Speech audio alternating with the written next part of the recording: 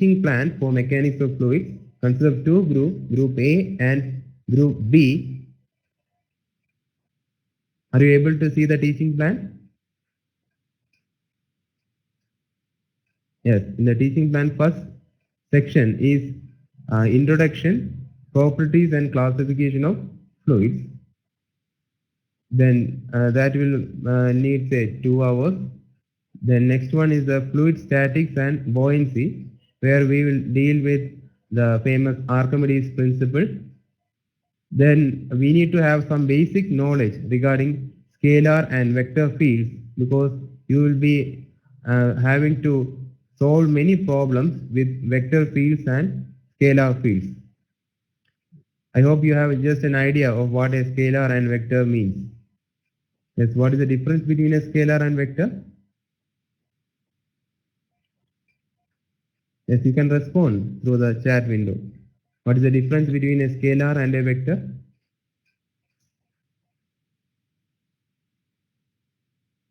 Scalar means only magnitude is there, whereas vector means there is both magnitude and direction for that particular quantity. Then we move on to Reynolds transport theorem.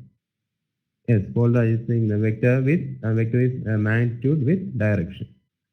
Okay. Now Reynolds transport theorem, which will give you the basic criteria of a flow process, that is how much mass is entering and how much is leaving.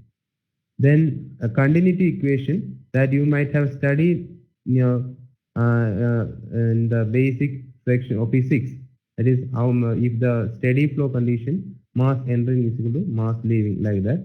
And there are, you can see there are many equations, therefore there is a need of all derivations of this equation, and the physics of this equation will be discussed in each of these sections. And nowadays, you can see that all the simulations are done on software. For example, the flow analysis, etc., is done in Fluent software, ANSYS Fluent. Have you heard about the ANSYS Fluent software? Yes. That means it is a flow software, flow analyzing software. And you can see here the Navier-Stokes equation. Navier-Stokes equation forms the basis of all these software. Okay, the flow software use Navier-Stokes equation as the basis of this. So once you understand what Navier-Stokes equation gives you, you will be able to analyze the flow correctly. Clear?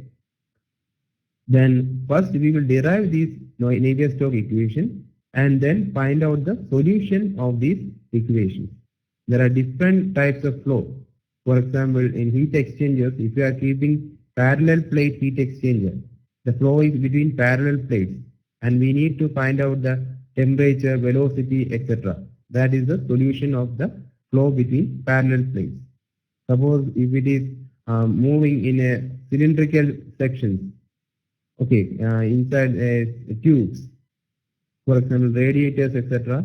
In car radiators, the coolant will be circulated in cylindrical tubes.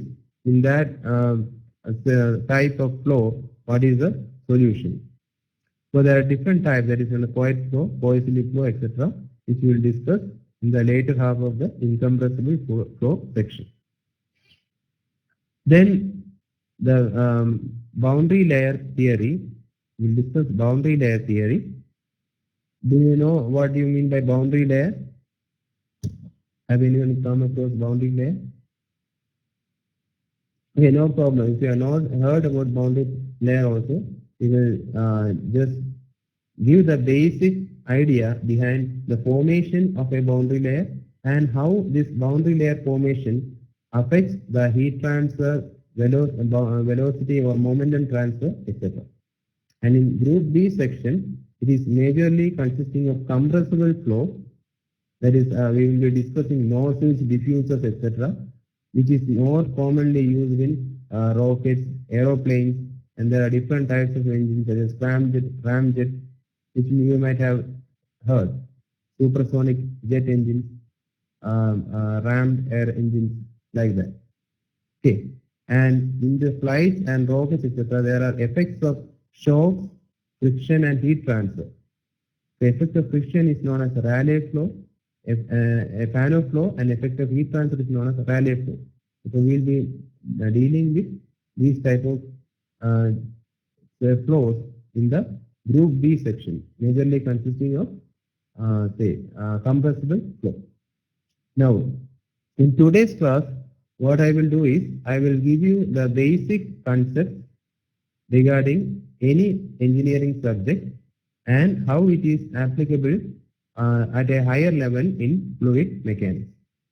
Okay, so shall we start? Okay.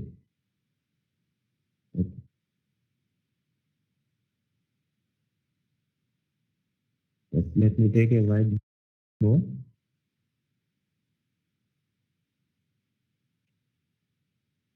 Now, what are the basic quantities, fundamental quantities in which are there?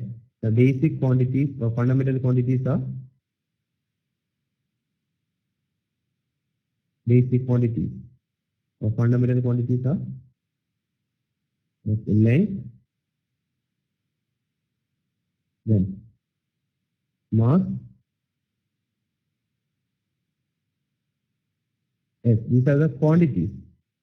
Okay, these are the quantities, length, mass, then time, and what is the unit of the length? What is the unit of length? Unit of length is meters in SI unit, isn't it? And what about mass? What is the SI unit of mass?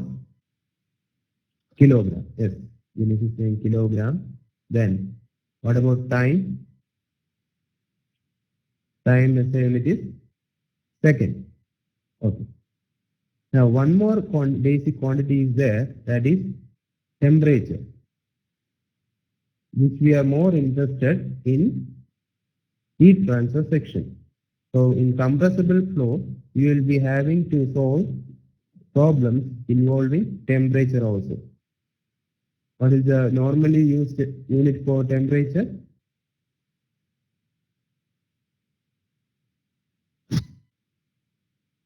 What is the normally used? Fahrenheit, yes, Fahrenheit is used. Then degree Celsius is used. Yes, degree Celsius. But what is the SI unit of temperature? Kelvin. Kelvin is the SI unit of temperature. Okay. Now the relation between degree Celsius and Kelvin is that degree Celsius plus 273 will give you the value in Kelvin. Okay. Now these are the basic quantities or fundamental quantities. Now from these fundamental quantities, there are different derived quantities. Can you give one example of a derived quantity?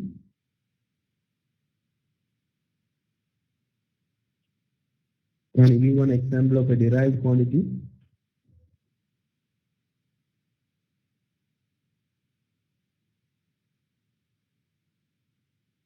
Yes, area. Area means length into breadth. So area, what will be the unit of area? Meter square. Isn't it? Now what about velocity? Now I will be using V subscript E to indicate velocity. Okay, what will be the unit of velocity?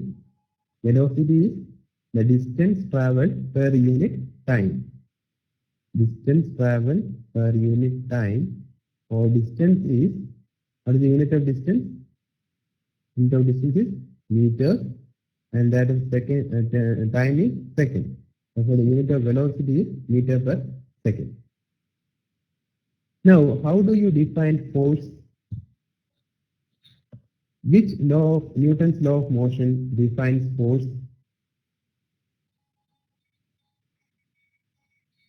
Yes, you can respond. Which Newton's law of motion defines force? force F. Force F. Which is that this Newton's law of motion defines force is the second law of motion, second Newton's law which defines force. And how it is defined? What is the expression for force in terms of mass and acceleration? Force is equal to mass into acceleration. Yes. You can reply. What is the unit of mass?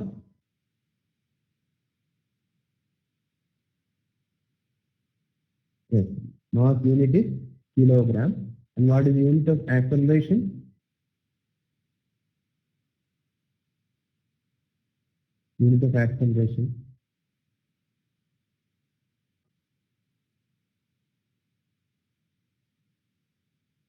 What is the unit of acceleration?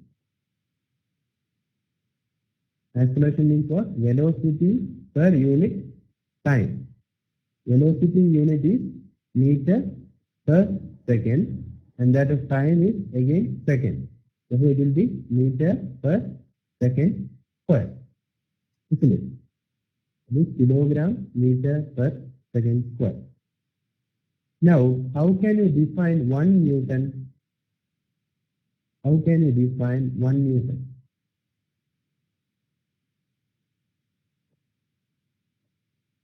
Now let me explain. 1 Newton means if I am taking say a 1 kilogram mass, okay, initially at rest. Initially at rest means what is the velocity? What is the velocity when the mass is at rest?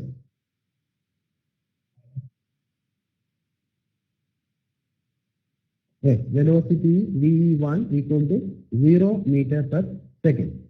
Suppose I am applying some force or I am pushing the object, pushing the body. Okay, what happens? It will be getting displaced, isn't it? Now, when it gets displaced, the velocity is also increasing. Suppose it reaches a velocity 1 meter per second in a time of 1 second. Okay, so what is the change in velocity? From 0 meter per second, velocity has changed to 1 meter per second. In how much time interval? 1 second. Now what is the acceleration A? Acceleration is equal to change in velocity V2 minus V1 divided by C. Clear? Therefore, what will be the acceleration? A.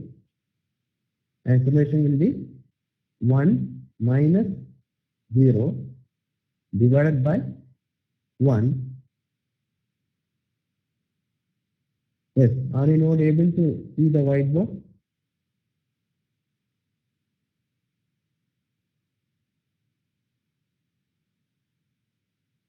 Okay. Yes, Mukesh can't see the whiteboard. Okay, let me see.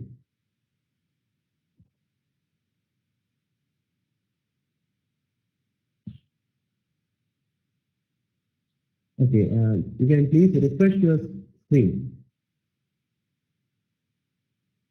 Okay, Mukesh and Paul Raj, you can just refresh your screen.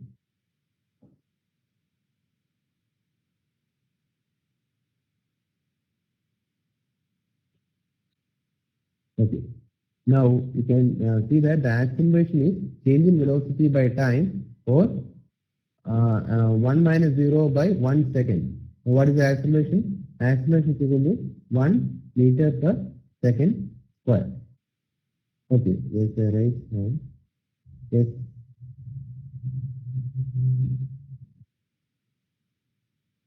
Okay, fine. Now,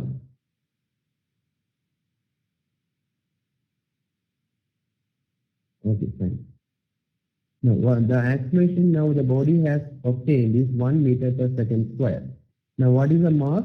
Mass was 1 kilogram. And why is that it has accelerated? Because of what is the root cause of acceleration? The application of this force F, isn't it? Due to the application of this force, the mass of 1 kilogram has accelerated from 0 meter per second to 1 meter per second in a time of 1 second. Or 1 Newton is nothing but, if I am putting mass is equal to 1 kilogram, acceleration is equal to 1 meter per second square, I will get 1 Newton. Is it clear? So how can I define 1 Newton? 1 Newton is that much force required to produce an acceleration of 1 meter per second square on a mass of 1 kilogram. Is it clear? So you need to understand the units clearly, then only you can do the derivations perfectly. Okay. Therefore, how can I write 1 Newton is equal to 1 Newton is equal to 1 kilogram meter per second square, isn't it? Do you all agree with it?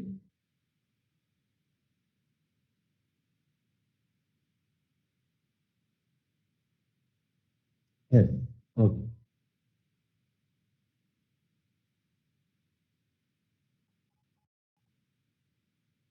Now, the basic concept is the fundamental and derived quantities. That is, we have seen fundamental quantities as mass, length, time, and temperature.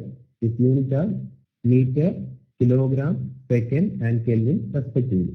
And in derived quantities, we have many derived quantities such as area, volume, force, pressure, etc.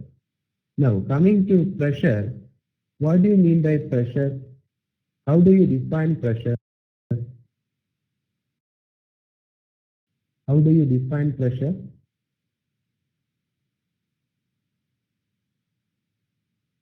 Yes, anyone? How do you define pressure P? How do you define pressure P is equal to? Yes, pressure is nothing but force divided by area. Okay. Now we have already seen that what does 1 Newton force mean? 1 Newton force means a body of mass 1 kilogram is pushed so that it gains 1 meter per second in 1 second. Isn't it? Therefore, if this push of 1 Newton is acting on an area of 1 meter square, 1 meter square area means what is the length and breadth? I can take, if it is square, I can take it as length is equal to 1 meter and breadth also is equal to 1 meter. Therefore, if this 1 Newton is acting over this much area, then what is the pressure there? The force acting is 1 Newton and that 1 Newton is acting on an area of 1 meter square. So what is the pressure?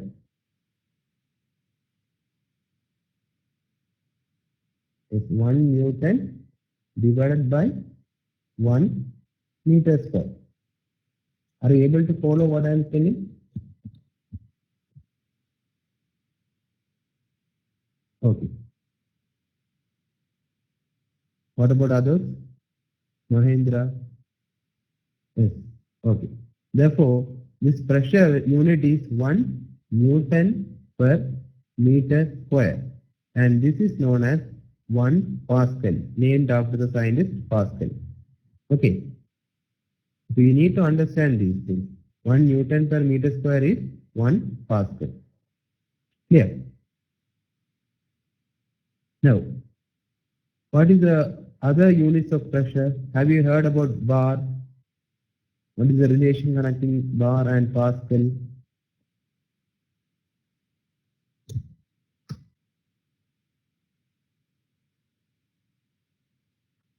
What is the relation connecting bar and Pascal? If 1 bar is equivalent to 10 raised to 5 Pascal. 1 bar is equivalent to 10 raised to 5 Pascal. How much is the atmospheric pressure? How much is the atmospheric pressure that is acting? Now, first of all, what do you mean by atmospheric pressure? What do you mean by atmospheric pressure?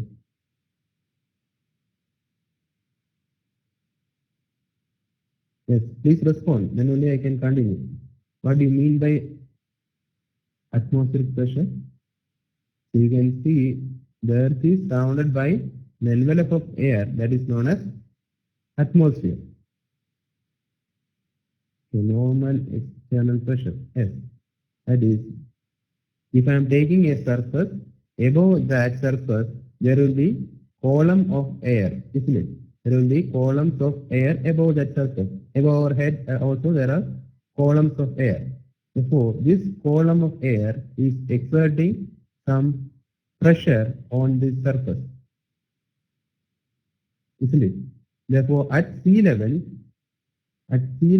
whatever is the pressure that is acting due to the column of air above it is known as the atmospheric pressure.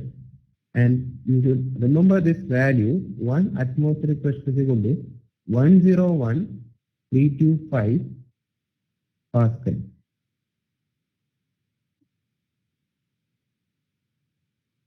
Okay, 1 atmospheric pressure is equal to 101,325 Pascal, or approximately I can say is 1.01 into 10 raised to 5 Pascal, or I can say how much is 10 raised to 5 Pascal means it is almost equal to 1 bar, isn't it? Or I can say 1 atmospheric pressure is equivalent to 1 bar.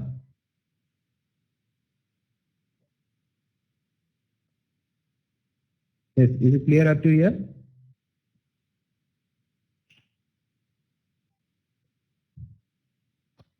Okay. Now next section is the energy and power. Before that, how do you define work in mechanics? How do you define work in mechanics? Work done on a body.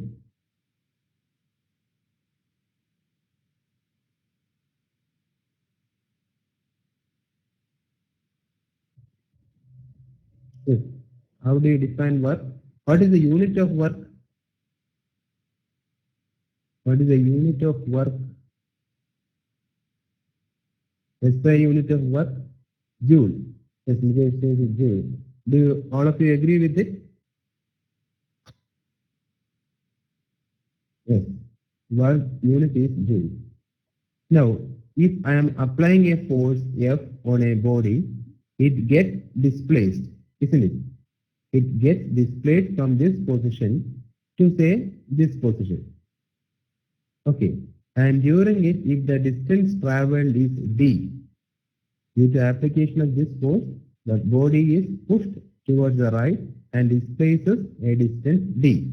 Then work done is defined as whatever force was applied F into the distance, isn't it?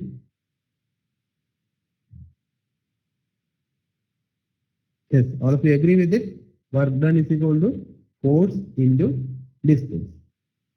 Now we can analyze the unit of each quantity. What is the unit of force?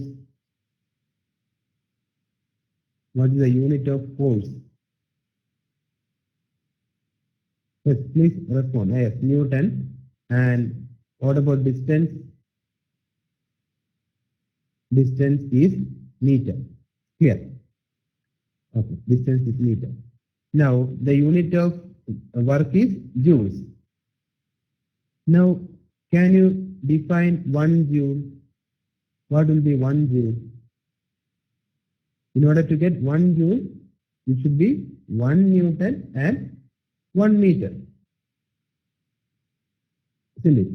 I have just put one unit quantity for each of these unit to each of these quantities. It's clear. So how does I define 1 joule? 1 joule is the work done when a force of 1 Newton displaces a body through 1 meter.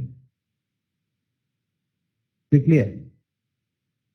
1 joule is the work done when 1 Newton force displaces the body through 1 meter, or 1 joule is equal to 1 Newton meter.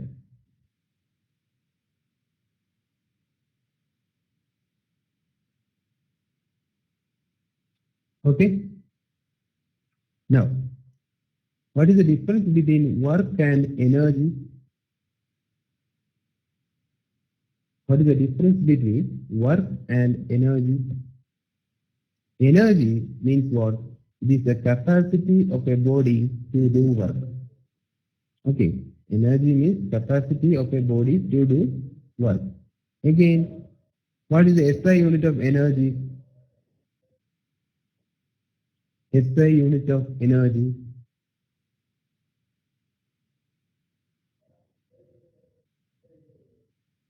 Calorie. Calorie is not the SI unit of energy. SI unit of energy is also joules. Clear? SI unit of energy is also joules. Okay. Now, can you say what are the different forms of energy?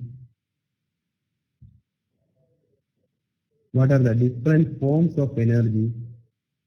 Suppose a body is at a height h. Yes, electrical energy is there. Then, suppose a body is at height h.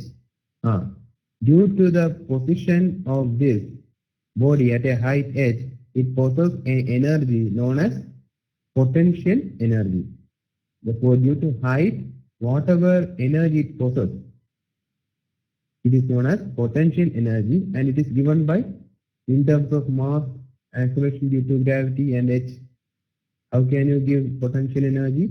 It is given as mgh. Okay. That means if I am dropping a ball from a certain height 10 meters, I am dropping a ball from certain height 10 meters, and I am dropping a ball at another height 20 meters. Which ball do you expect to have higher velocity at the end? Is it ball 1 or ball 2?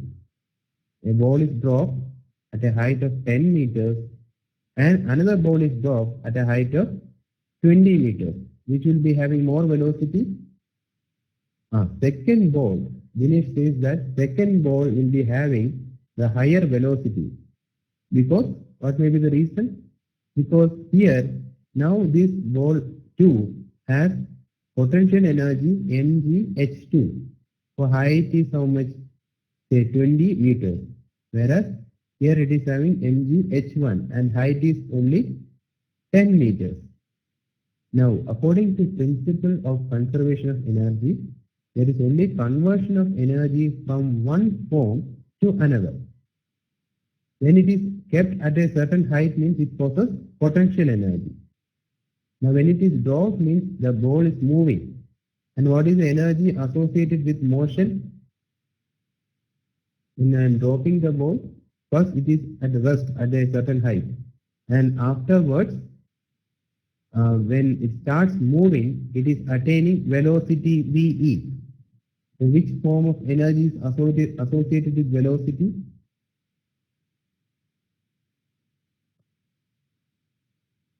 Yes, have you heard about kinetic energy? Kinetic energy. Yes, kinetic energy. Kinetic energy is energy associated with velocity. And what is the expression for kinetic energy?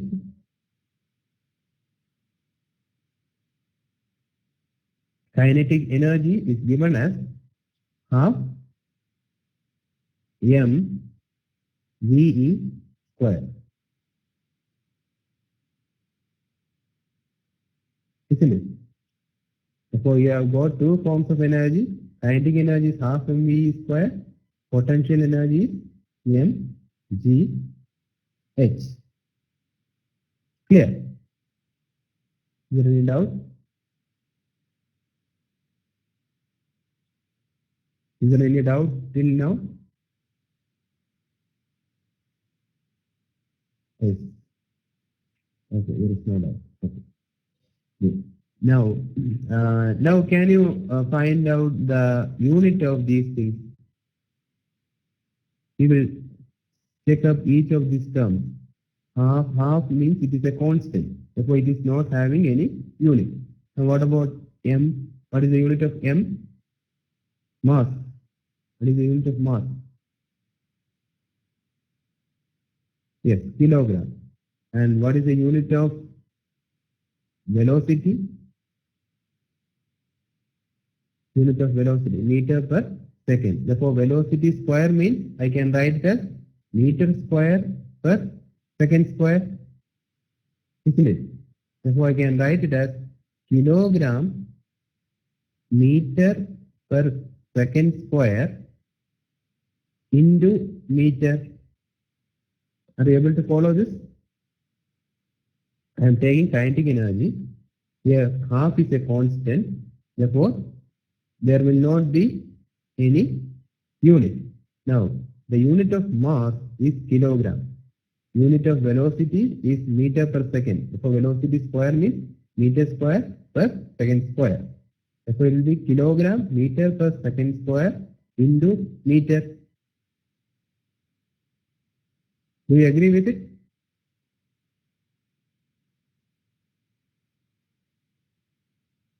Yes. Whatever I am taking today is the fundamental of the fluid mechanics. Okay. Now, kilogram per meter square means what? Kilogram means mass. And meter per second square means it is nothing but acceleration. So what is mass into acceleration? Mass into acceleration. Kilogram unit quantity is mass. Meter per second square means it is the unit of acceleration. So what does this kilogram per meter per second square give you? You have already seen. What is kilogram meter per second square? 1 kilogram meter per second square is force. Or what is unit of force? Newton. Yes, Newton. So I can write this as Newton and Newton meter. That is force into distance. Isn't it? Force into distance. So what is force into distance? Force into distance will give you the work. And again, what is the unit of work? What is the unit of work? Unit of work is Joule. Therefore, you can see that kinetic energy is also having the same unit as that of work. Clear? Yes, Newton meter means it is nothing but Joule. Okay, 1 Joule is equal to 1 Newton meter. So kinetic energy is having the same unit as that of the work. Now, can you help me in finding out the unit of potential energy? Potential energy is given as potential energy is equal to, yes, how can I write potential energy? Yes, Dinesh says it is mgh. Okay, mgh. Now we will take one by one. Unit of mass. Yes, you can respond. Unit of mass is, yes, kilogram. Then g. G means what? G is acceleration due to gravity, or it is also a type of acceleration. G means it is a force with which the earth is pulling an object towards its center, isn't it? Therefore, what will be the unit of G? Is acceleration due to gravity, or it is a form of acceleration.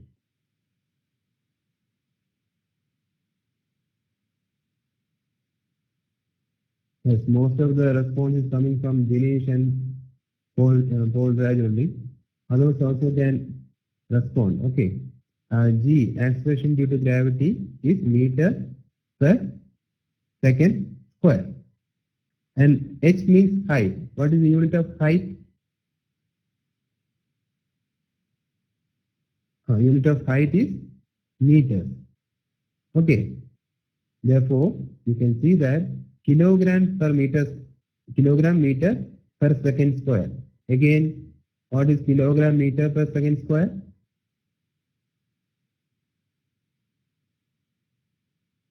Force. Okay, or Newton. Kilogram meter per second square means mass into acceleration, or it is nothing but force. Newton into meter. 1 Newton meter is 1 joule. Therefore, till now we have seen that work, kinetic energy, potential energy, all are forms of energy and they are having the unit. What is the unit of all these quantities?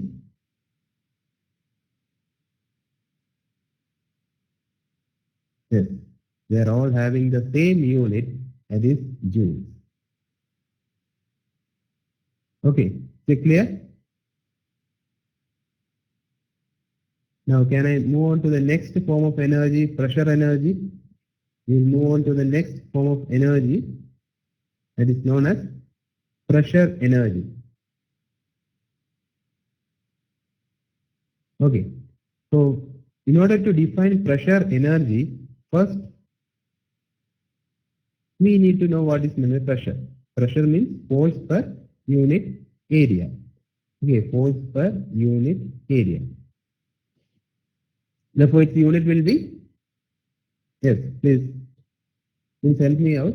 What is the unit of pressure?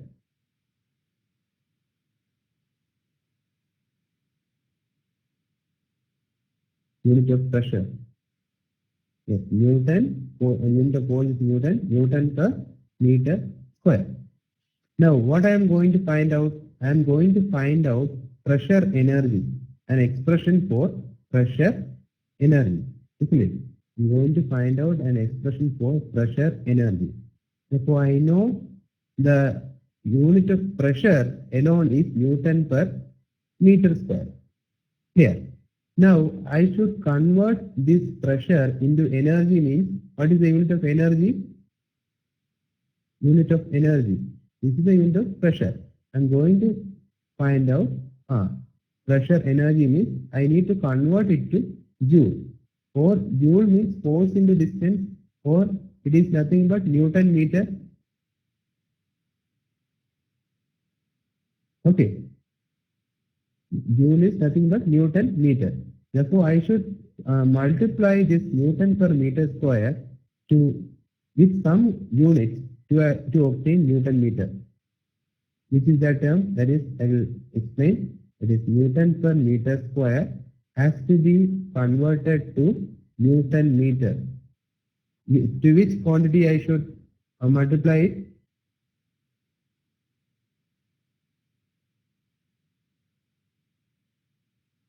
Newton per meter square is pressure.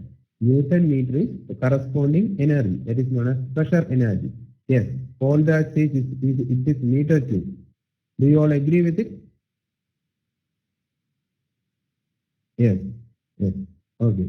So if I am multiplying it with meter cube, I will be getting energy, isn't it? Now these are the units. We will write the corresponding quantities.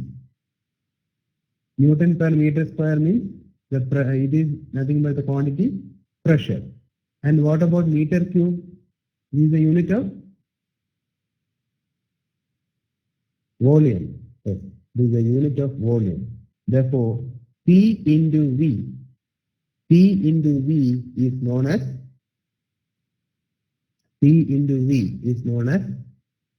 pressure energy.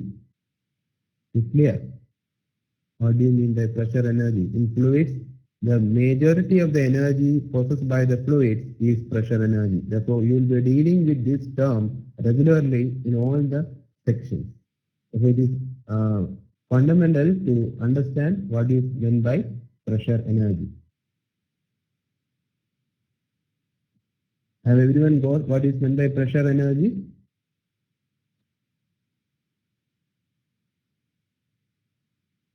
Yes, Jagan is okay with pressure energy. What about the rest?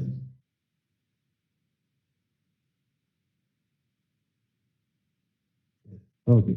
For pressure energy, the expression is pressure into volume. Clear? Now, next one, we are in fluids, in compressible flows. Okay. Can anyone give the difference between compressible and incompressible flows? Can anyone give the difference between compressible and incompressible flows or fluids? Yes, what is the word meaning of compress? Word meaning of compress. So we will see what is meant by compressible. Yes, pressurizing. Yes, correct. Compressible and incompressible fluids.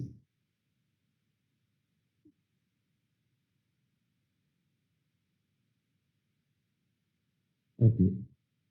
Uh, Let me take this word fluid. We are studying mechanics of fluids, therefore it is necessary to define fluid. How can you define fluid? Any idea? Yes, air, compressor, liquid and composition. Yes. Therefore, we know from the lower classes that the basic three states of matter. What are the basic three states of matter? Basic three states of matter are, yes, called as is water, oil. Yes, water, oil, etc. are examples of fluid. Okay. What are the basic three states of matter? This nothing but, yes, liquid, solid, gas. So solid, liquid, I can say liquid, then gas. When taking a container means it will be having gas. Okay. Now the major difference between all these is that in solids you can see that the molecules are very closely packed together, isn't it? Whereas in the case of liquid, the attractive forces between these molecules is comparatively less. And what about the case in gases? What can you say about the molecular attraction? Is it the highest or the least? The molecular attraction in gases, is it highest or the least among all these three? Yes, we will say it is the least. Do you all agree with it? Yes, it is the least. Therefore, the gas molecules can freely move from one end to another. Now, this liquid and gas fall under the category what is known as fluid. Okay, so I can define fluid as a amorphous substance whose molecules are free to move and which has a tendency to take up the shape of a container. So again, I will repeat. That is, fluid can be considered as those substances which has a tendency to take the shape of the container in which it occupies. That is just, I will tell what I just told, the definition. That is, if I am taking a vessel and I am pouring water. Okay, I am pouring water. Therefore, water will be taking the shape of this vessel, isn't it? Water will be taking the shape of this vessel. Do you agree with it? If I am pouring water on a glass tumbler, water will be occupying the or taking the shape of this container. Yes. Similarly, if I am taking a closed container and filling it with any gas, say air molecules also will be occupying the whole volume. Air molecules will also be occupying the whole volume. Therefore, this liquid and this gas is taking the shape of the container or I can classify them as fluids. They come into the category known as fluids. Is it okay? So for any substance which will take the shape of the container in which it is kept is known as fluid. Now, if I am taking molten metal, if I am taking molten metal, that is metal at a higher temperature, and pouring it into a glass, can I consider that molten metal as a fluid? Can I consider that molten metal as a fluid? Yes. Even though metal is a solid, but molten metal is in the liquid or fluid state. That means it is taking the shape of the container. So this is the basic principle we are using in the process known as casting. If you are familiar, I think, casting. In order to produce different parts, we are heating the metal and pouring it to the required shape. That is known as casting. So you can see that liquid, air, and nowadays we can the plasma state is also there, isn't it? Plasma state is also there. The plasma state also comes under the section fluids. Therefore, now are you clear with the term fluid? Okay, then I shall ask you a question. Is nitrogen a fluid? Is nitrogen a fluid? Yes. Is liquid nitrogen a fluid?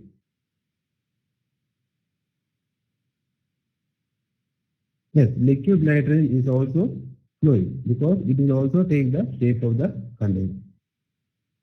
Okay, now let us come back to incompressible and compressible fluid. Now you know the definition of a fluid. Now let us come back to what is meant by incompressible and compressible fluid.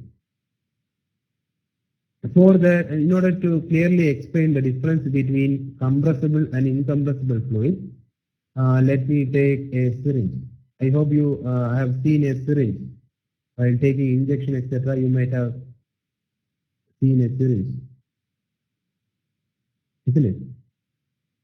Is there anyone who have not taken injection or have not seen syringe? Yeah, at the tip there will be a needle, isn't it?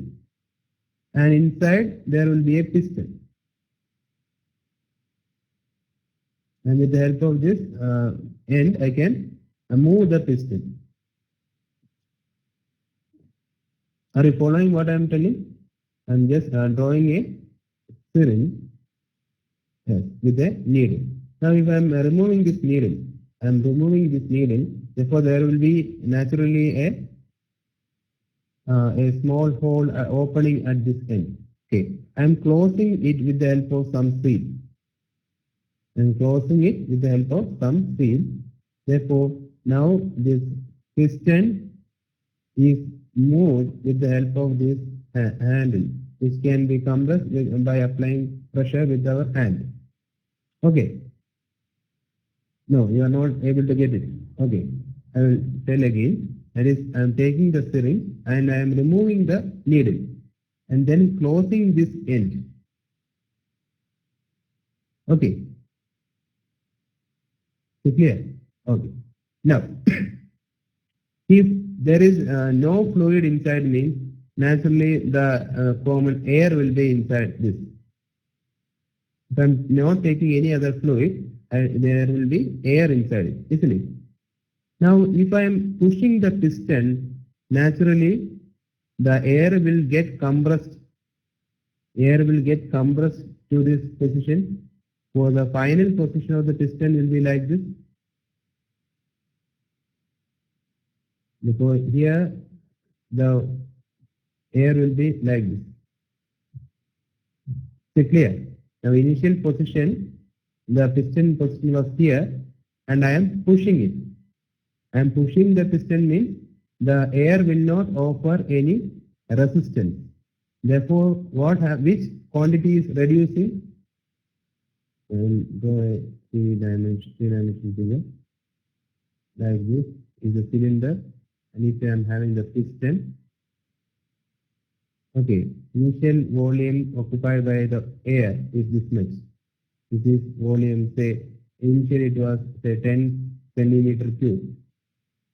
When I am pushing it, and forcing the piston means the piston has reached this point. Okay, now what happened to the volume? The volume has, is the volume reduced or increased when I am pushing the piston inwards? Yes, Dinesh says it is getting reduced. Yes, all of you agree with that? Volume is getting reduced. Yes. Now, volume getting reduced means the molecules are coming together. Isn't it? The molecules are coming together. So, whenever some molecules are coming together, I can say that the quantity pressure, there is more pressure. Isn't it? There is more pressure. Therefore, what happened here? By the application of the force, volume got reduced, pressure is increasing. Now I am taking, there is no leakage between the cylinder and the piston. That means which quantity will be constant inside? Initially, if I am taking mass is equal to 10 kilogram of air. Okay, I am taking 10 kilogram of air. After compressing, what will be the mass? In the mass change? If there is no leakage means mass will not change. Yes. Mass will be the same. Yes, Dinesh, it's okay. Yes, what about others? In the mass change, when I'm compressing the piston, yes, mass will be the same. And what will be the value? It will be, say, again 10 kilogram. Okay. Is it clear up to this?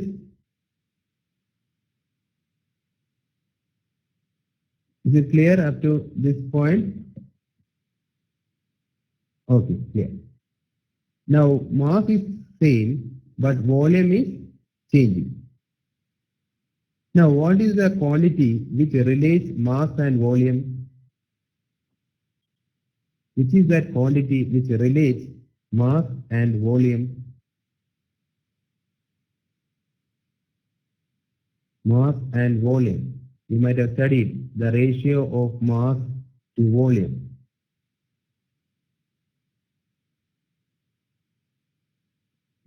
Yes. Jagannathan says it is density. Yes, Paul Raj also agrees with that. That is density rho is equal to mass by volume. Now, in the case of air, initially the volume was say 10 centimeter cube. Finally, the volume has become say 2 centimeter cube. Okay. Therefore, let us take this as state 1 and this as state 2.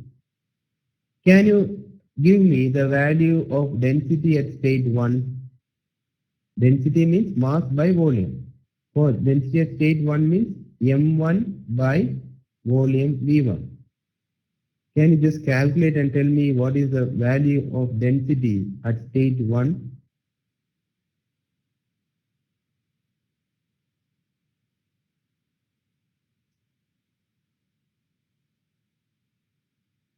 Yes, at state 1, what is the value of density? Mass is how much? Mass is 10 kilogram. Volume is 10 centimeter cube. It's 2. How come it came 2?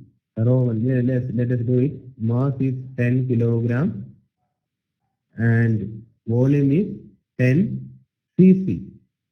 Or rho will be what? Rho will be 1 kilogram per centimeter cube. Do you agree with it? Rho 1. Density at state 1.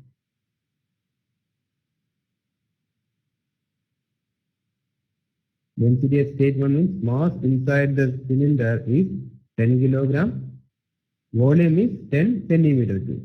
Therefore, this 10 kilogram per 10 centimeter cube or 1 kilogram per centimeter cube. Now, similarly, find out rho 2.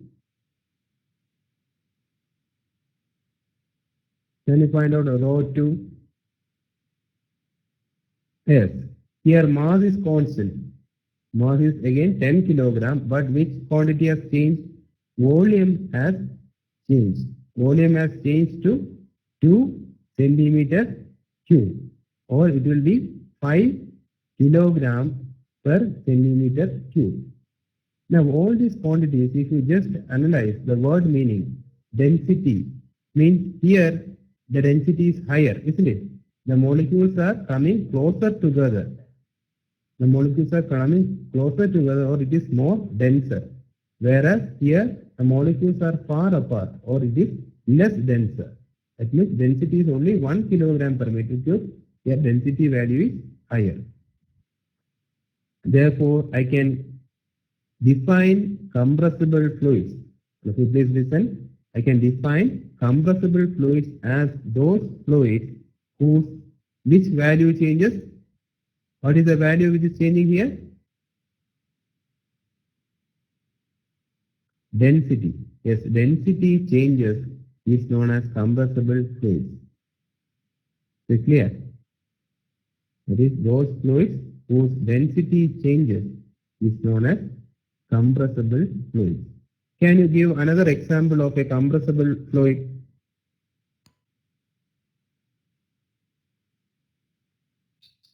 Air is a compressible fluid. Then any other example of compressible fluid? Yes, nitrogen, oxygen, or in general, I can say that all gases come under the section of compressible fluids. Now it will be easier for you to define incompressible fluids. So what will be incompressible fluids?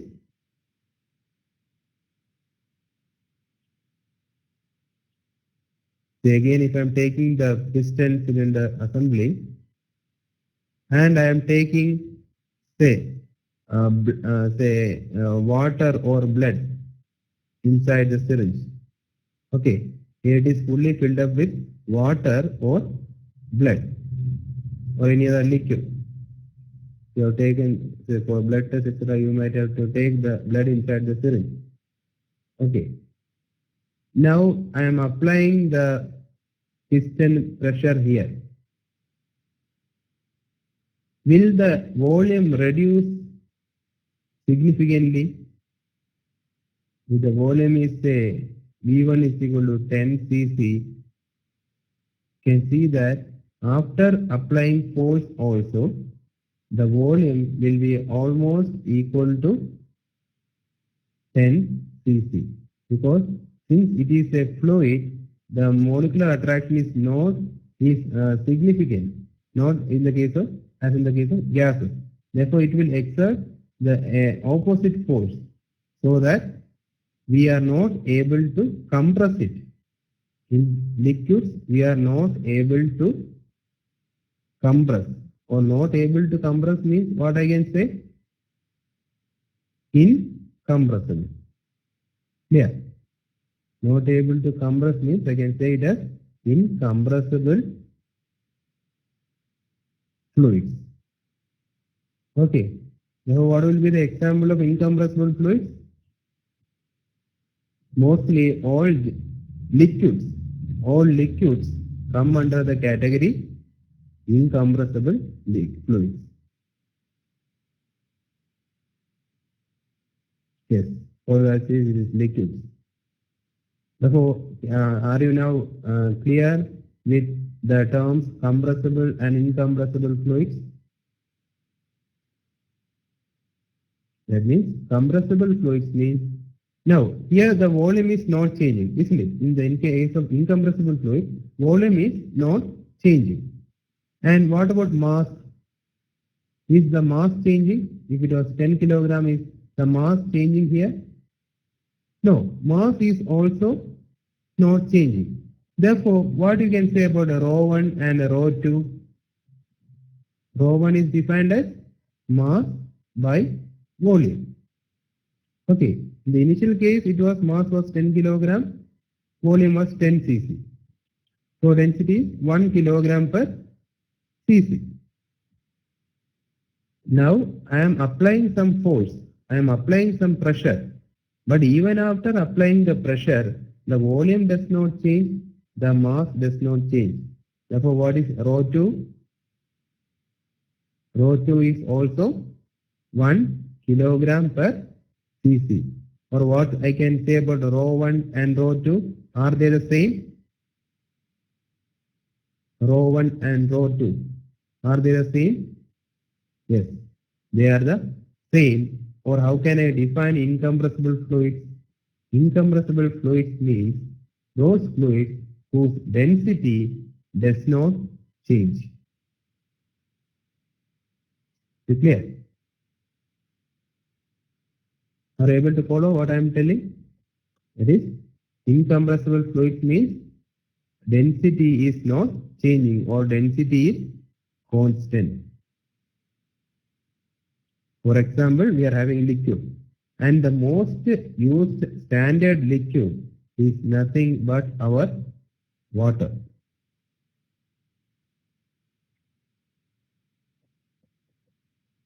Do you know what is the density of water? What is the density of water?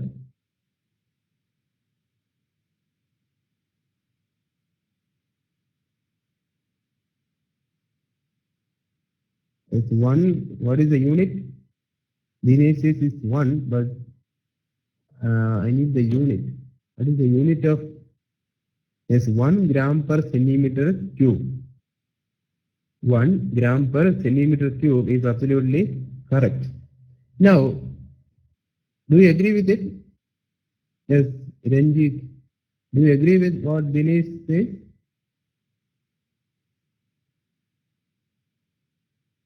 It is 1 gram per cc.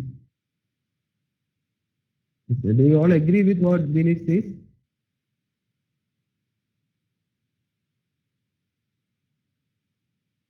Okay, Paul George is agreeing. But okay, let me explain. What does this signify? 1 centimeter cube means what? 1 centimeter cube means if I am taking a cube, you must have seen a cube. Okay, if I am taking a cube, okay, of 1 centimeter side. Of 1 centimeter side means what is the volume? What is the volume of that cube? I am taking a cube. Okay, 1 centimeter side means one volume will be LBH, isn't it? So 1 centimeter into 1 centimeter into 1 centimeter, or it is nothing but 1 centimeter cube. How come? Yes, we have 1000 cc. Yes, 1000 cc is 1 meter cube. Yes, now I am taking a cube of 1 centimeter size. Therefore, this much area will be 1 centimeter into 1 centimeter. And when it becomes volume means 1 centimeter square into 1 centimeter. Or it is nothing but 1 centimeter cube. Okay, take a cube of size 1 centimeter. Now, if I am pouring water in it, if I am pouring water in it, what will be the mass of water that will be in that cube? Are you following it? I am taking a cube of 1 centimeter height, then the volume of such a cube will be 1 centimeter cube. And I am filling that cube with water. I am filling that tube with water, and the mass of water will be 1 gram. Therefore, what is the density?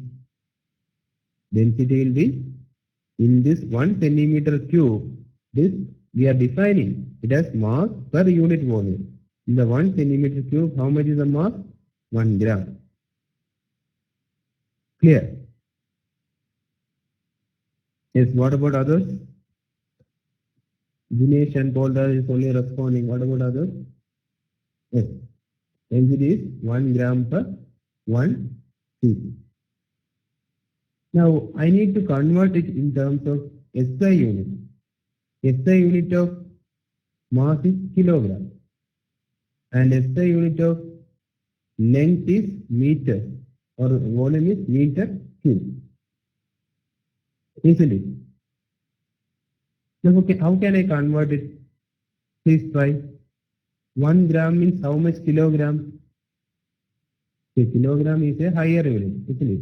1 kilogram is equal to 1000 grams. Do you agree with it? 1 kilogram is equal to 1000 grams. So, or 1 gram is equal to how much kilogram? 10 raised to minus 3 kilogram. Clear? 10 raised to minus 3 kilogram. Now, to convert cc to meter cube, what is the relation between 1 meter and 1 centimeter? 1 meter means it is 100 centimeter. Therefore, I am emphasizing on these small things because you are going to do different problems where you need to apply these things. Okay, therefore, please respond. And only I can continue. That is 1 meter is 100 centimeter. Therefore, how much is 1 centimeter? 1 centimeter is equal to how much meters? 1 centimeter is equal to 10 raised to minus 2 meters. Yes, 1 by 100 meters. Therefore, what will be 1 centimeter cube or 1 cc? 10 raised to minus 2 meter the whole cube. Clear? Yes, 10 all that is 10 raised to minus 6 meter cube. Therefore, I can write instead of 1 cc, I can replace it by 10 raised to minus 6. So what we are trying to do, we are finding out a row of water in SI units. Therefore, it will be 10 raised to minus 3 and 10 raised to minus 6 will get cancelled, and the denominator there will be 10 raised to minus 3, or if I am taking this to the numerator, this both will get cancelled, and finally you will be getting 10 raised to 3 kilogram per meter cube. Yes. Is there any doubt in this? Is there any doubt in density of water? Then what is the density of water? Density of water is 1000 kilogram per meter cube. 1000 kilogram per meter cube.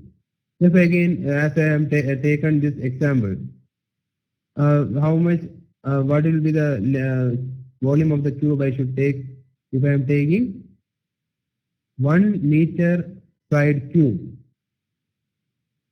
Okay, 1 meter side cube. How much will be the volume it will occupy? And pouring water and filling it with water. What will be the mass? What will be the mass inside? Mass will be 1000 unit. What is the unit? Whenever you are signifying a value, you should give it the unit. There will be 1000 kilogram. Clear? Therefore, the density of water is 1000 kilogram per meter cube. Okay. Now, let us move on to power.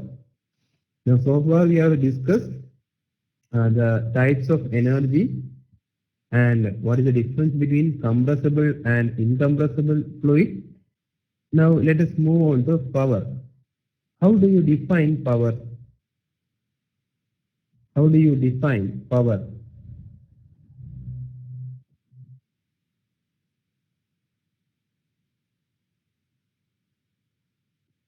Yes, power is defined as the rate of doing work or work done. Yes.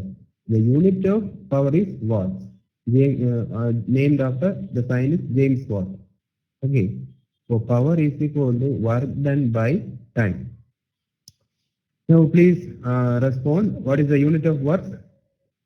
What is the unit of work? Unit of work is,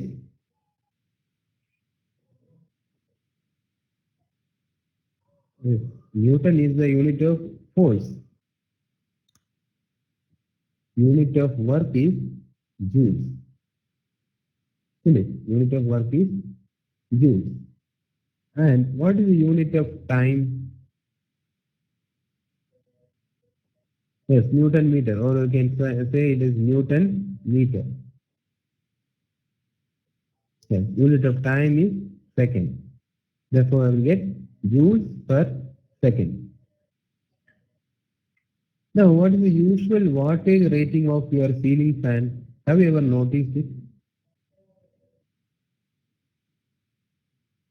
Usual wattage rating. How much is wattage of your tube light or ceiling fan?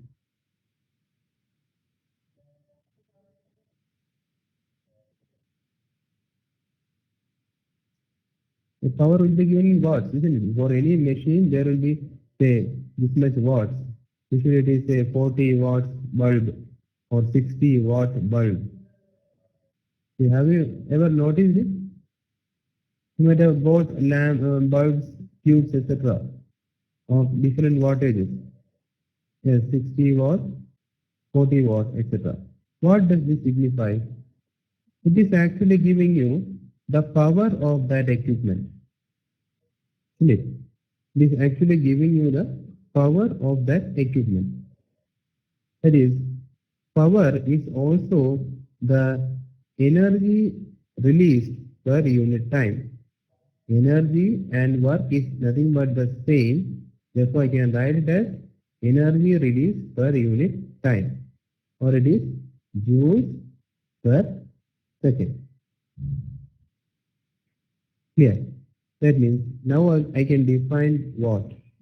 Watt means 1 watt. How can I define 1 watt? Unit of power is watt.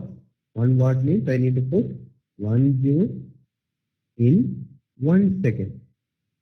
That is, if a substance or machine is able to produce a work of 1 joule in a matter of 1 second, I can say that the power of that device is 1 watt.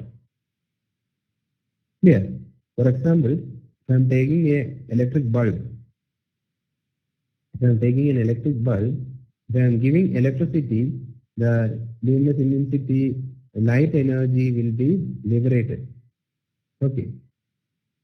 And if it is 60-watt bulb means how much energy, light energy is liberated in 1 second? How much energy is liberated in 1 second?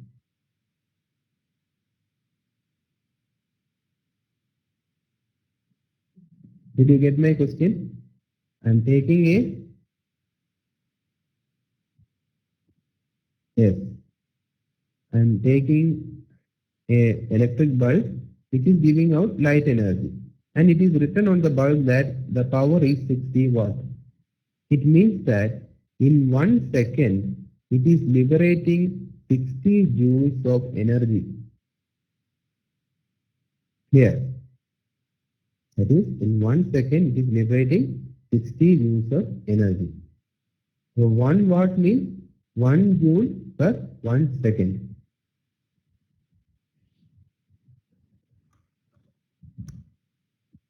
Is it clear with everyone?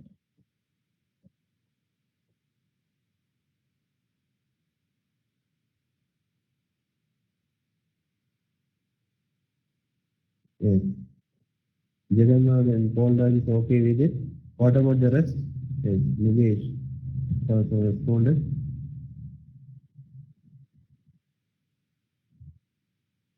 Okay, if there is any doubt, please ask.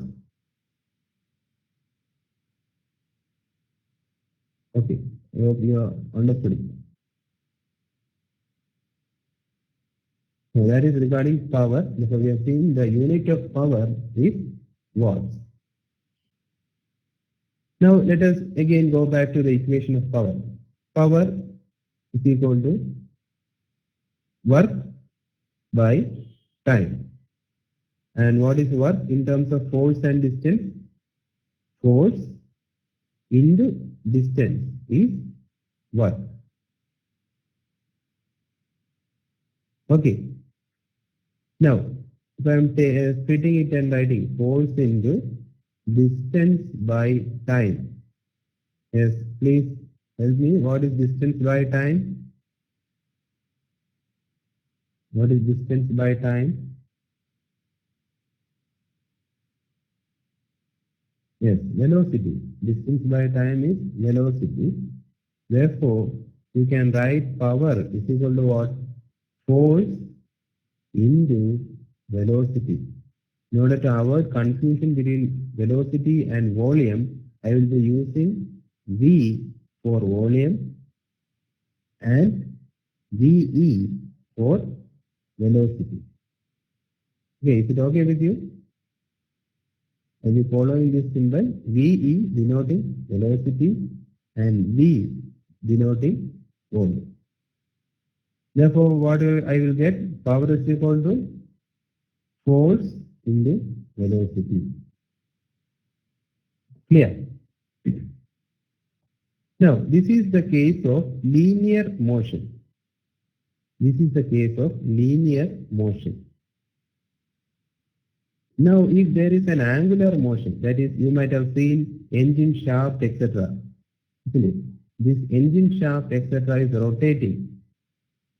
Engine shaft, etc. is rotating. Therefore, we need to see, whenever you are buying a bike or car, it will be given maximum torque.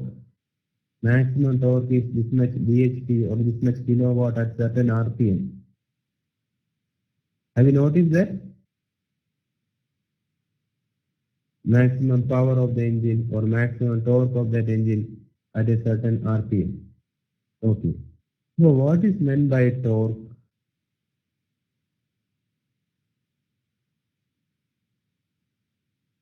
What is meant by torque?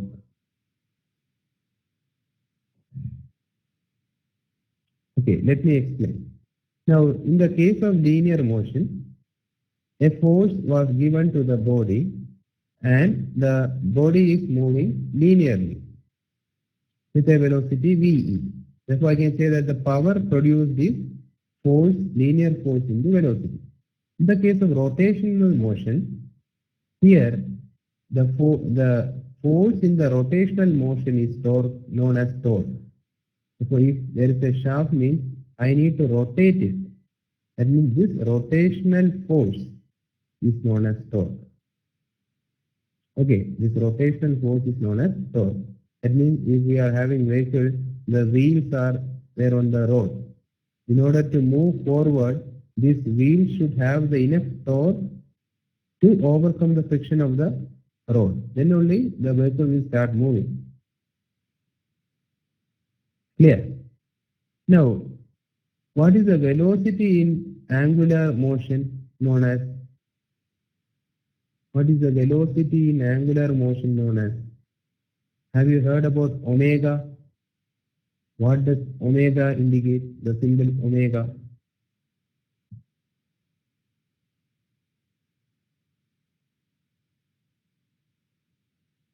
What is omega indicating? Omega means it is angular velocity. Yes, all that is correct. It is nothing but angular velocity. Now, power is equal to force into velocity in linear case. If I am converting into rotational case, what is the corresponding quantity in terms of rotational motion for force? What is rotational force known as? Rotational force is known as the torque. Okay. And here VE gives you linear velocity. What is velocity in angular motion or rotational motion?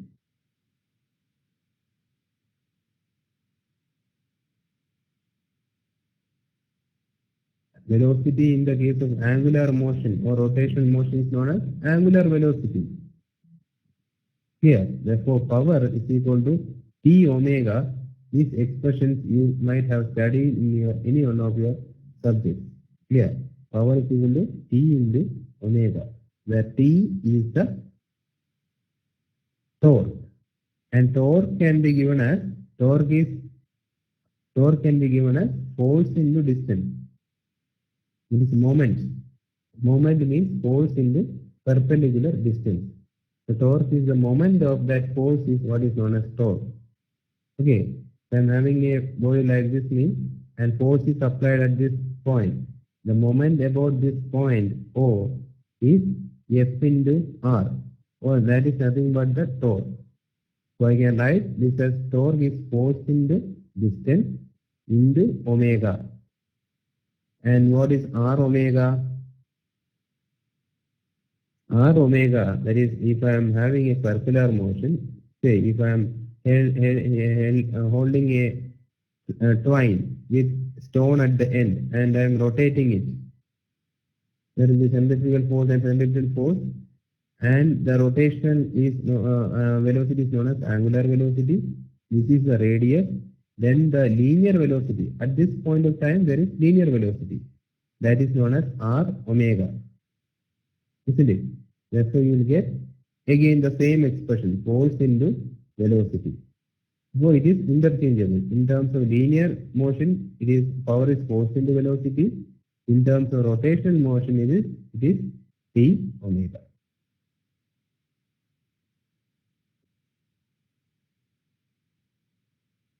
Is it clear?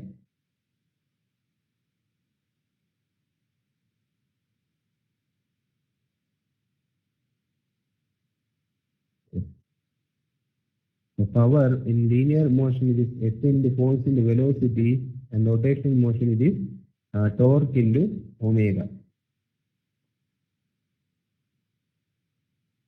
Now this omega is written as omega is equal to 2 pi n by 60, where n is the speed in RPM. RPM means what? Revolution per second. Revolution per second. That is, where engine shaft will be rotating. Okay. This rotating means usually it is of 2000 RPM, etc. RPM means in 1 minute, how many times it is rotating or revolving. How many revolutions it is making in 1 minute. Yes, so 2000 RPM means in 1 minute it is making 2000 revolution. Therefore, in 1 second, how much revolution it will make? All of you please calculate. In 1 minute it is making 2000 revolution. Therefore, in 1 second, what will be the number of revolutions? How much is 1 minute? Or how 1 minute is equal to how much seconds? 1 minute is equal to how much seconds? 1 minute means 60 seconds. Or in 60 seconds, it is completing 2000 revolutions. Isn't it? Therefore, in 1 second, it will be completing how many revolutions? 2000 by 60 revolutions. 2000 by 60 revolutions. Is it clear? Now, I'm just asking a simple question. Yes, the answer is 33.3. What is the unit? 33.3 revolution per second. Okay. Now, all of you please listen. I am just asking a fundamental question. What is meant by this pi?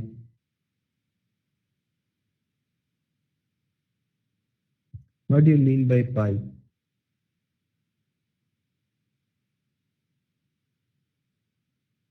Yes, 22 by 7. Jagannath, Paul Raj and Jagannath says its value is 22 by 7. How you obtain this value, this constant 22 by 7?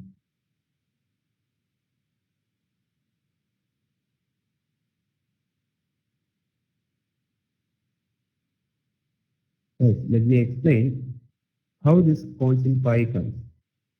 Yes, it is having a relation between radian and degrees. What Paul Raj says is correct. It is connecting degrees, angle in degrees and angle in radians. Say, if I am taking a circle, how can I measure the circumference? How do you measure the circumference? Or what is meant by circumference? Suppose if I am having a boundary like this, what is the perimeter of this rectangle? What is the perimeter of this rectangle? If length is L, breadth is B, what is the perimeter of this rectangle? Yes, 2 into LB. Is it 2 into LB? Perimeter means I need to just add the length of the boundaries. That is, this length is B plus L plus B plus L. Okay, that is 2L plus 2B, or it is nothing but 2 into L plus B. So perimeter means it is the length of the boundary of the given shape. Clear? Now if it is a square means it is the square of side A. What is the perimeter? 4A. A plus A plus A plus A, or it is nothing but 4A. Similarly, what is the perimeter of a circle? What is the perimeter of a circle? How can I measure the perimeter of a circle?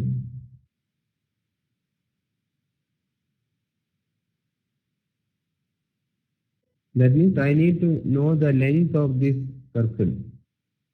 Mahendra says it is pi d, yes. How that pi came? That is the question. Suppose I don't have any equations. How can I find the length of this arc or this circle? Say a simple thing is you can take a twine. Okay, you can take a twine or a thread and wind it along the shape of the circle. I will repeat. I am taking a thread or twine and fixing it here and then just winding it along the circle. Okay. Then marking that point. Therefore, I am having a thread with 2 marks and with the help of a scale, I can measure the length. Okay. Is it clear?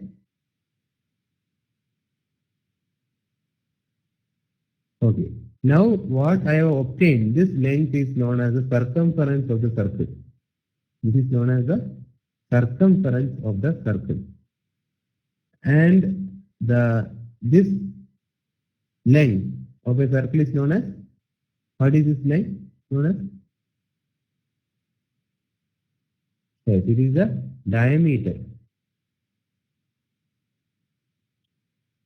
The diameter, say D1.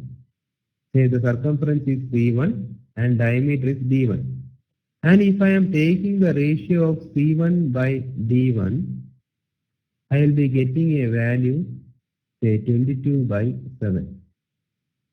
Again, if I am taking a smaller circle, naturally circumference will be less, diameter will be less, and again I am calculating C2 by D2.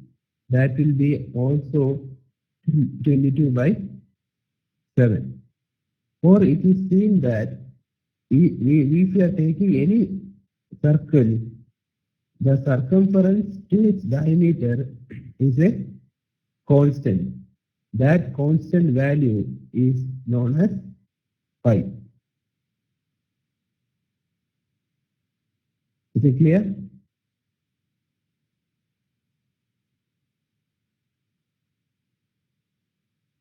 If I am drawing any number of circles, a larger circle, smaller circle or medium circle, whatever may be the circumference to the corresponding diameters will be a constant known as pi. Okay. Now coming back to what Paul Dirac said, it is connecting radians and degrees. How much is, say, if I am taking a circle, how much is the total angle? How much is the total angle from this point if I am traversing from here to here? What is the total angle in degrees? Total angle of a circle. It is 360 degrees, isn't it? Total angle covered by a circle is 360 degrees. Now, how do you define 1 radian? SI unit of angle is radian. Therefore, you should know what is meant by radian. Okay, please listen. We will define a radian. I am drawing a circle.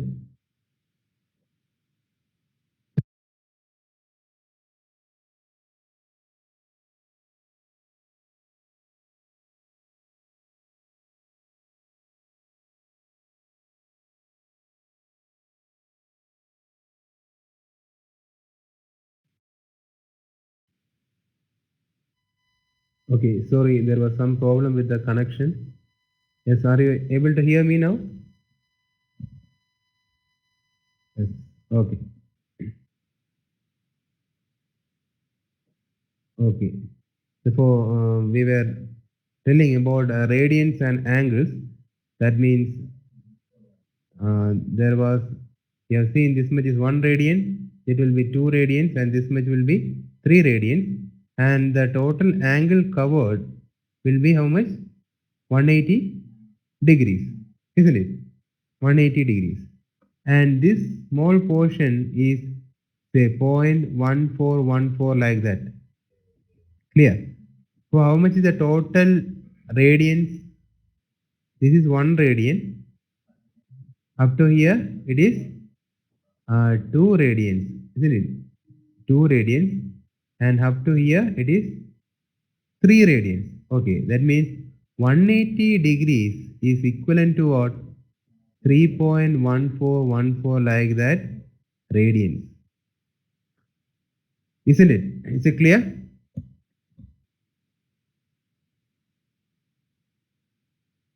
Or what is this 3.14 value indicating? This one is 22 by 7 radians. Okay, so it is nothing but pi radians. So this is the relation connecting radians and degrees. Okay, so the SI unit of angle is radian, and 1 radian is how much degrees? 180 by pi degrees. Yes, is there any doubt? If there is any doubt, I shall repeat it.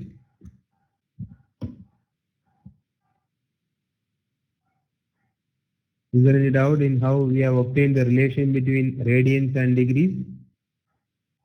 Yes. Okay, we are saying repeat the thing. I will just repeat it.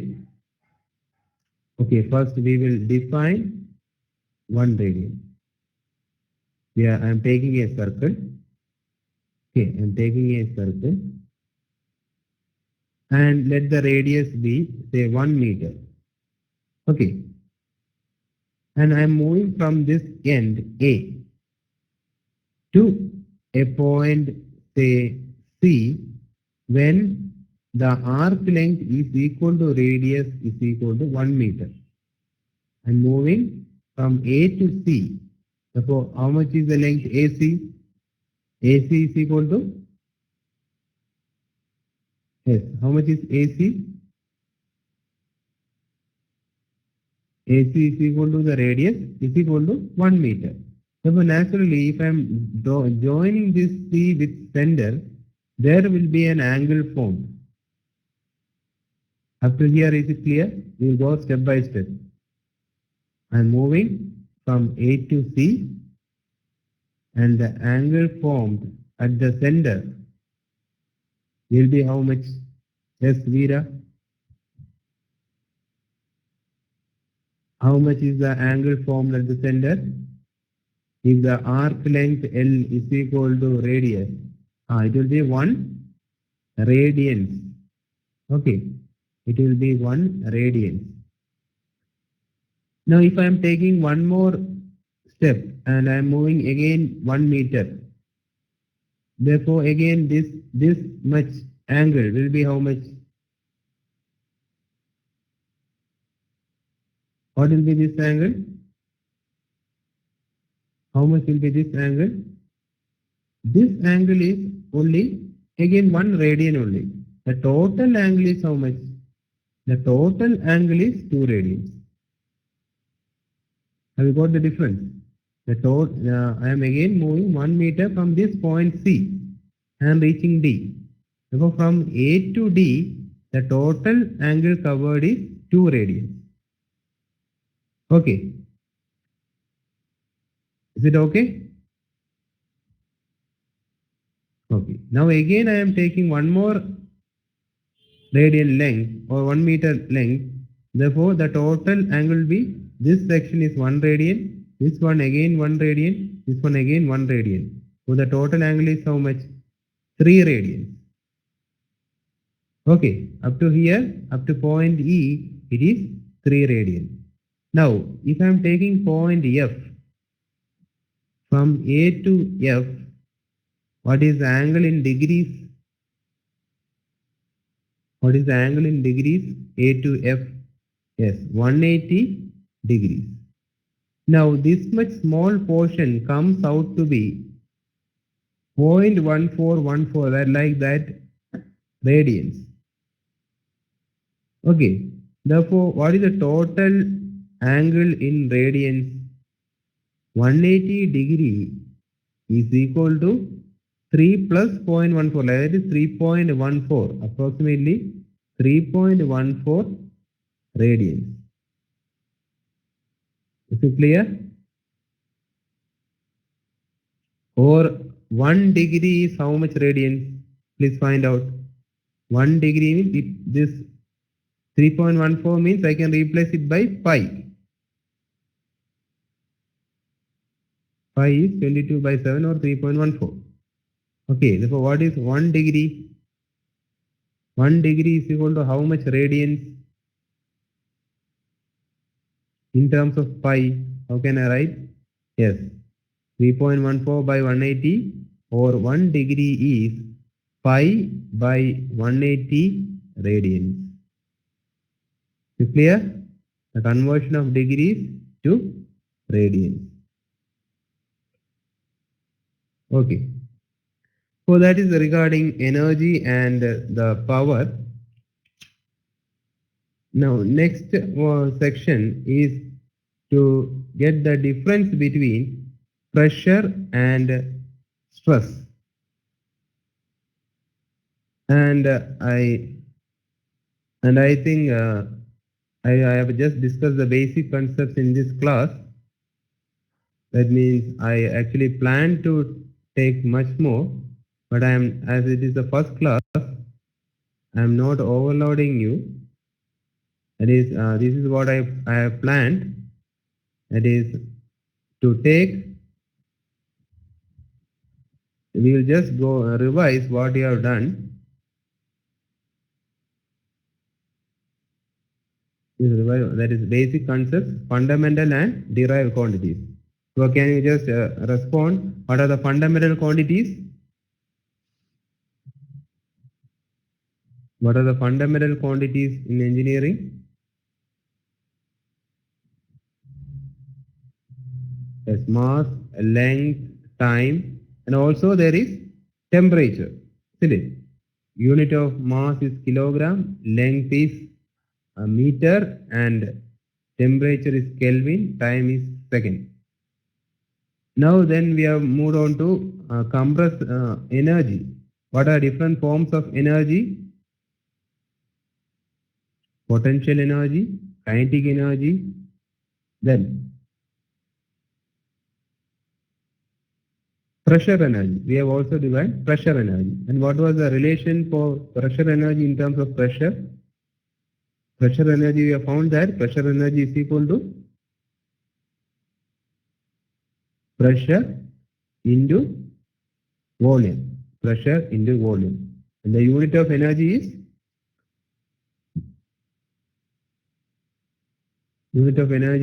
joules or Newton meter. Now again we have seen the difference between compressible and incompressible fluid. Before that we have discussed what do you mean by fluid. We have defined fluid. And normally all gases and liquids come under the category fluids. Yes. And what is the difference between compressible and incompressible fluid? On which parameter we define these two? On the basis of which parameter we define compressible and incompressible fluids? Density. Yes, Dinesh is saying density.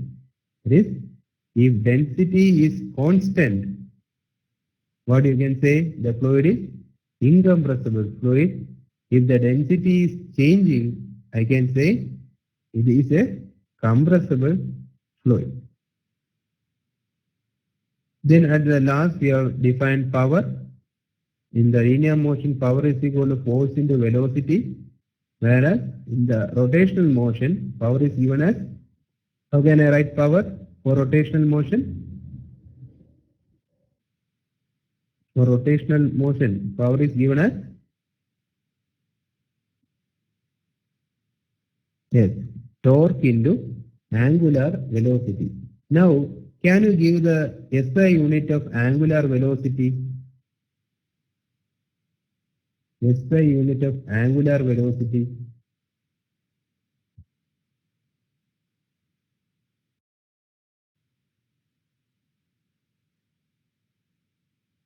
Angular velocity means what? In angular motion, actually, some angle is covered, isn't it? Some angle is covered in some time t. If angular velocity omega is equal to theta by t. Say, from A to B, how much is the angle covered? That is theta. Divided by how much is the time taken? That is seconds. And what is the SI unit of angle? We have just seen SI unit of angle is radian.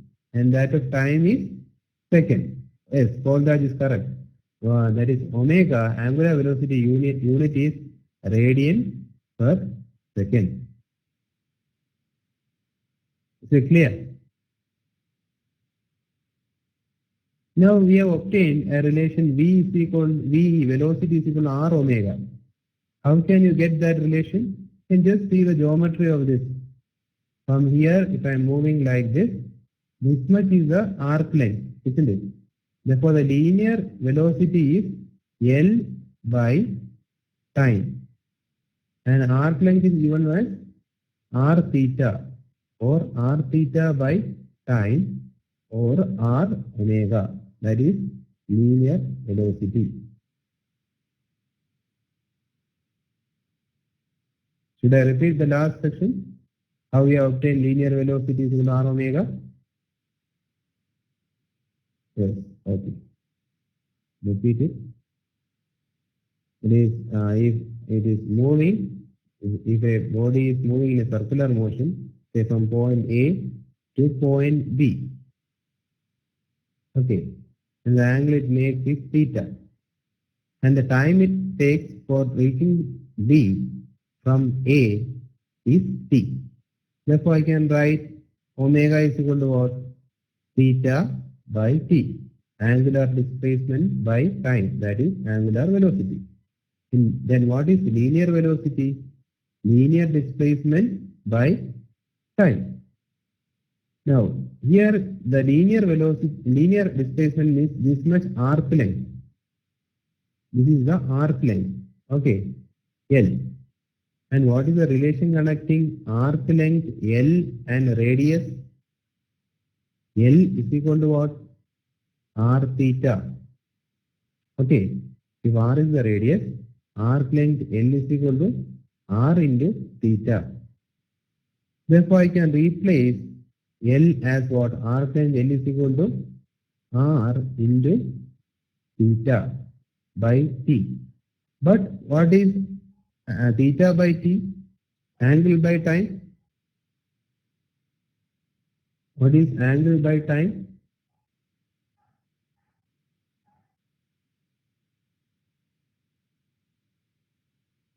Angular velocity is written here. Omega is equal to angle by time, theta by T. Therefore, we will get linear velocity VE is equal to R omega, which we are studying from the say 10th class or 12th class, etc. VE, linear velocity is equal to R omega. Is it clear? Therefore, for the time being, I will stop here and we will meet in the next class. Before that, I will be happy to get your feedback regarding this class. How did you feel the class? Was it informative? Were you be able to understand what I was trying to convey? Okay. Yes, three of your friends have given the response. What about the others?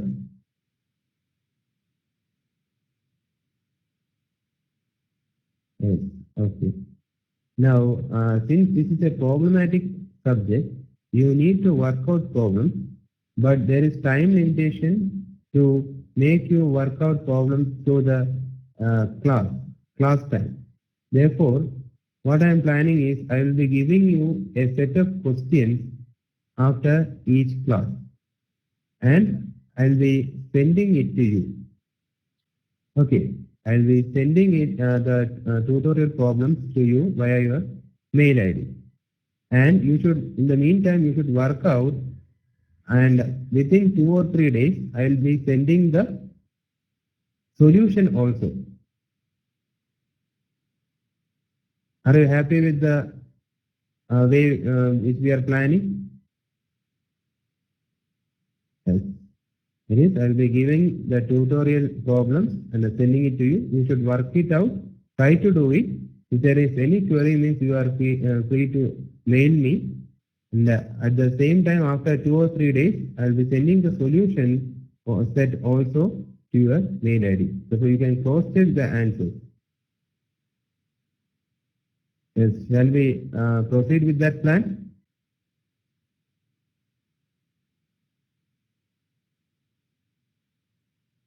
Okay. Then we will. Can you remind me where to get it? Yes. Yes, of course. You can get your say notes on the portal. Yes, Ranjit is typing good afternoon. Yes, good afternoon, Ranjit.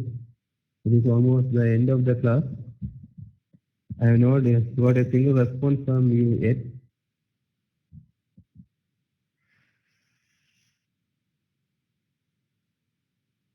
Yes, Ranjit, from where are you from?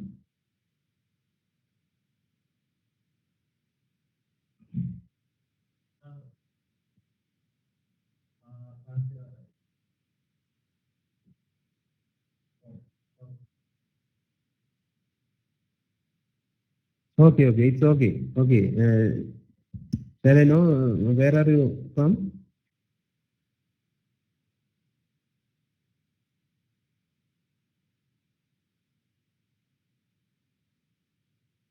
Okay. Okay. Okay. Okay. Thank you for your patient listening. We will meet for the next session on 1st February, 3 p.m.